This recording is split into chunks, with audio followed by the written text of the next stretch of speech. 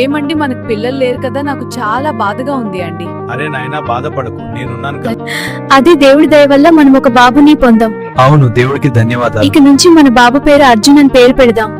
చూడండి నాన్న, ట్రైన్ కట్టాను.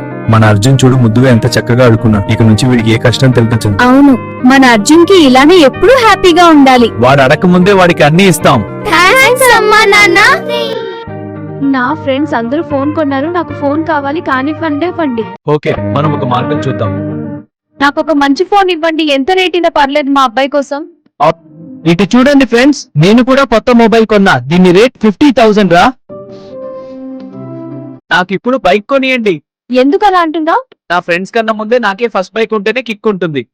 ఆలోచిద్దాం. అర్జున్ కి ఇంకా చిన్నేజ్ బైక్ కూడా సరిగ్గా నడపడం రాదు.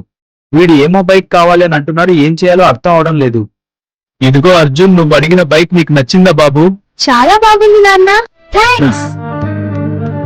చూడండి రా, మీకన్నా నాదే ఫస్ట్ బైక్, చూసారా ఎంత బాగా ఉందో.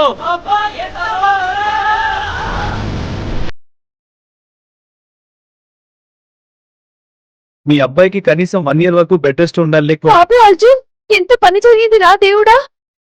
ఎంత పని జరిగిందిరా దేవుడా. వాడు అడిగింది అన్ని కొనిచ్చింది, కానీ ఆ బైక్ ని కొనివ్వకుండా ఉండాల్సింది. ఇలా జరిగేది కదరా.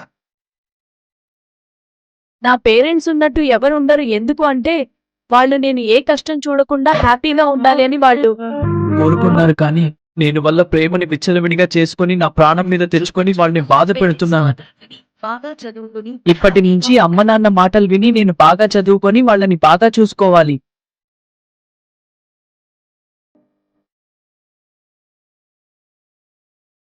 పిల్లలకి అన్ని ఇవ్వడం ప్రేమ కాదు, వాళ్ళకి బాధ్యత నేర్పడం నిజమైన ప్రేమ. అర్థమైంది.